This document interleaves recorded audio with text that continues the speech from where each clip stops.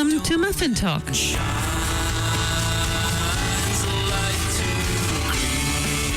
Kia ora and welcome to Muffin Talk.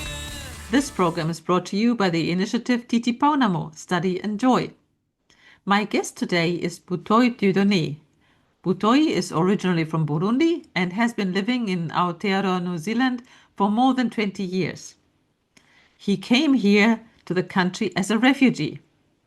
Butoyi, welcome to Muffin Talk. Thank you, Beata. And can you tell us a little bit about your background? Can you tell us how did you become a refugee and how did you come to New Zealand? Thank you for this opportunity. As you said in the introduction, originally I come from Burundi. And as you know, in the 90s, there was a war in Burundi. So I have to flee from Burundi for my safety. So I freed from Burundi and I went to Kenya. And in Kenya, I lived in a Kakuma refugee camp. And from Kakuma refugee camp in Kenya, I got a chance to be settled here in New Zealand. Just to clarify for those who are not so familiar with African geography. So now we are all in East Africa. Kenya is not near to Burundi. Before you go to Kenya, you have two options depending where you are. You can go through Tanzania, because Tanzania has a border with Kenya, so you can enter, or you can go through Rwanda, and from Rwanda you can go through Uganda, and Uganda you can arrive in Kenya, or you can do the other way. You can go from Rwanda and go through Tanzania and go again in Kenya. So it's a long journey. So you came from Burundi and you went to Kenya. Yeah. And because you were fleeing from a war zone. Yes. And then what happened then? It was not very easy to get a protection from UNHCR in Kenya. I did not want to go to refugee camp. I wanted to remain in the city in Nairobi, but they gave me a permit to go to live in a refugee camp. So that is why I end up in a refugee camp. At the end, I have to like the area, but it was very, very hard area. It was my first time to live in a very hot country, because it is a desert where the camp was. And as other refugees, I have to adapt to the conditions. What were you doing before the war started? Were you at school? Yeah, I was a student. And were you able to continue your studies in the refugee camp or afterwards? Yes, I got a chance in a refugee camp to continue my university, and I left refugee camp before I finished. I finished it when I came here in New Zealand, where I did continue my studies until I get my master's in laws at Auckland University. And so you've never broken this bond, of course, to your home country, Burundi. You've been staying in touch with Burundi, right? You have families and friends there. Yeah, as in I was the only one of my family who came here, and I have to keep just like with this current technology. Before, it was very hard to communicate with them when I was still in Kenya, but with the technology, it is easy just to keep in touch. And sometimes also I got there as a New Zealander, not as a Burundian. And I understand that you have not just kept in touch, but you've also given back to Burundi from what you have earned and learned here in New Zealand. Can you tell us more about your project? Yeah, when I was it started from a refugee camp, because the conditions there was very harsh. So I was praying, I was reciting rosaries, saying that, God, if you help me to get out from these conditions, I will give you 10%. And when I arrived, you were bargaining with Lord. Yes. So when I arrived here, I thought, really, I have to keep promise at least. And I thought that for the 10% I get from my wages, And for whatever I get, I kept it, and I managed to buy a plot in Burundi. And initially, the house was to help my brother's children who passed away during the war. But So you bought a property for your nephews and nieces in Burundi, right? yeah, in Burundi, just how it happens, I wanted to, because they were not having a father, and their mother was not able to support them, and I wanted to build for them a decent house. But it is when I got the plot, and also when I started building, I thought, no, it is much better. Yes, I wanted to help them, but now they have a little bit shelter. If I can turn it to a clinic to help the community, that one will be much more. So that is how it started. I started from scratch. I did ask the Ministry of Health in Burundi just to come and assess if I can have a clinic there, and they did approve.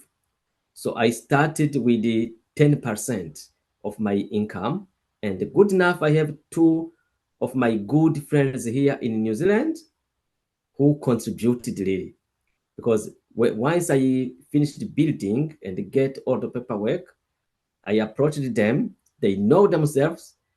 I approached them. I told them, look, I don't have money to buy the first equipment. One did donate just 2,500 to buy the few materials, and another one did donate 3,000 to be able to get the pharmacy being opened, to have enough medicine to open. So that's New Zealand money, right? New Zealand Yeah, dollar. New Zealand money. Yeah, New Zealand dollar. Mhm. And that one, it was in 2017. So we got permission to open that clinic in October 2017. So now I'm looking, because I drafted myself a goal I have to achieve within 10 years, as now it is functioning. And the objective now is to see that I can improve it. And I have two main areas where I have to strengthen. One is laboratory. The microscope I'm using there is not equipped to have many tests. So my objective is to make sure that I have a decent just laboratory in the area, because there we don't have a good laboratory. So So just to clarify that yeah, the clinic is running already. yeah, it's Not just running. only built, but it's been No, running. no, no. It is running. It is opened. It is running, employing people, treating people, hosting them. Because currently now I'm allowed only to have sick people as a hospitalization for only for 3 days. How many people come to the clinic? It depends from day to day. They come. Sometimes they get 20, depending each day. Yeah. But at least, because the time I opened it, the reason why mainly I did think to open a clinic, they were making a queue in the Oh. nearest clinic. And there sometimes they have to do triage. Some people were going back without being treated. So that is why I wanted to alleviate that situation. So people with a little bit, relatively with a little bit money, so they can come to my clinic. That is how I did alleviate the situation. People, they, instead of going home without being treated, because there was a huge coup. Myself, I went there. It is where I was grown up, because also my father was looking after their laboratory there. So I grow up knowing the situation of that clinic. That's Mhm. how every time they do receive a huge number of people there. So you are supporting, you're not right next to the other clinic. You No, no, no. in a It is different just to area, support. so people don't have to walk that far. Don't far, yeah. And also those ones who could go home without being treated, they can have another alternative. So And how many that staff now, members do you have there? How many staff members? yeah, currently now I'm employing 80 people regular, receiving their monthly wages, and then I tried to have a visitors, doctors, those specialists, but because it is not well equipped, that one was the option which I dropped maybe in the future. And also that is why I wanted to equip the laboratory in order to be able to have tests, because I see that sometimes they have to travel far away. A doctor can ask you to do certain exams, and you have to go to 400 kilometers to have those tests. And another area which I wanted to develop were about the mortuary. It is where I wanted to develop, because in the whole area, we don't have a mortuary. And now if you want, especially nowadays where people, the communication they have developed, most people, they don't bury straight away. They have to wait their relatives to come. They have to keep the body for 5 days, even 2 weeks. Sometimes it happens, and you find that they have to travel where I live in the whole, even in the whole province. We have only one mortuary, which maybe can have only maybe 10 bodies at same time, and they have to travel with the body for maybe 300 kilometers to get where they can have. And sometimes they find that people are going in the car with the body, looking where they can keep their lovely one. So that is why those are the two measures I wanted to see that I achieve before I celebrate a decade of in operation. But it seems like you have to cooperate with the government in Burundi. You have to make sure that it's all recognized and all done properly. Once I see that for the laboratory, I have a full permission to modernize it. But for the mortuary, as I said, every time you have to work in cooperation with the government in order to have a good record, and also or paperwork. Because for health and safety, it is a mandatory. And tell me, the Burundians who are coming to your clinic, for example, are they do they have to pay? Do they pay a fee or anything? Yeah, they have to pay, because medicine, I have to buy medicine, and also I have to pay employees. Before I use it to maybe after the opening, around maybe 4 years, I have to finance most of the things, because every time I was trying to get correct employees. But now, thank God, I have dedicated and also caring employees. I support the clinic. It's not like before, but I have to purchase medicine. I have to make sure that it keeps it clean. The house, the building needs to be looked after.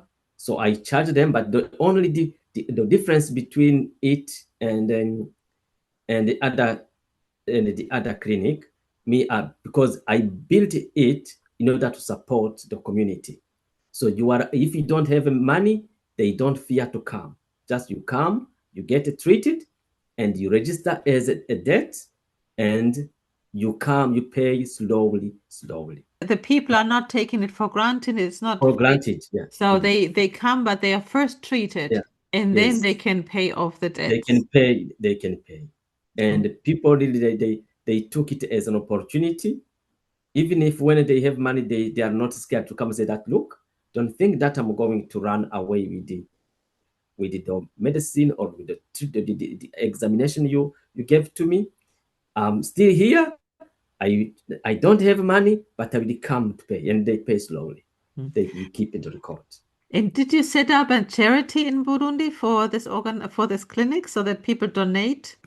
No, there is no. As I said, the only contribution I got was the two people. I don't say their names. They know themselves wherever they are. Wherever they are, they supported me, and I hope also they will listen to this interview. One gave 2,500, And and another one gave 3,000. One was to buy the 500 was to buy materials, and the 300 was to be able to buy the first medicines to use. If you can, for $1,000, if you can buy so much, that's Yeah. amazing. But it also shows how much you can do with the money that people can give also from New Zealand to this project. The government here, I got also people, a charitable organization which does organize medicines. One day they gave me permission to ask if the government of Burundi if they can give me permission to import, to use the medicine from here. But because when they give you have to have proper code here and send it to Burundi, and they can give you that permission to bring that one. It is I took only one transaction, but I found that it is very hard to bring medicine from New Zealand to Burundi. Yeah, so And also you purchase it in Burundi, right? yes, I purchased in Burundi. We have groceries from some they are managed by the government, others they are for business people who are selling in the pharmaceutical wholesale. It is where I purchase the medicine I use. And also I want to say thank you to that organization. They know themselves. So yeah, we worked together hard, because sometime here you can see that there is a waste because they are available, but others they are struggling to get what we call a waste. Yeah, but we worked together hard, and at the end we found that it's not practicable. Yeah. And so how can people donate? Yeah, I have an account dedicated to that clinic. Tell me, how much does a religion play a role for you? And you mentioned a little bit about your prayers, but in Burundi, are the majority of people there Christians, and are they Catholic, or are they of a different denomination? Can you give us a little bit of a background? Yeah, in Burundi we have different dominations, but we have Catholics, we have Protestants, we have Muslims. But in the area where I was born, called the Lugari, when I was growing up, the major religion was a Catholic. I started seeing other those Protestant maybe, yeah, later on when I was grown up. This is where they came in my area, but 95% or they were Catholics. So I was grown up as a Catholic. When I left Burundi, I did continue just practicing Catholic. And also when I came here in New Zealand, I did continue until even I did some more religious studies for 3 years. I have a diploma in theology as a catechist. And yeah, thank you also to my parish who supported me to attend that one. And also they gave me also opportunity to preach in our church. And to give reflections. Yeah, until now I still just attending Sunday masses.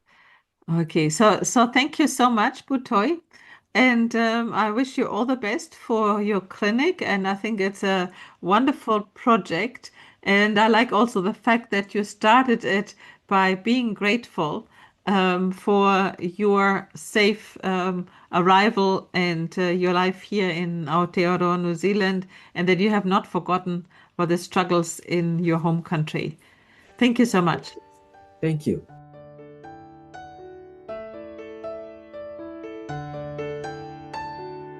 Aotearoa peace is calling, in the bonds of love we meet, for the world a new day dawning and shining.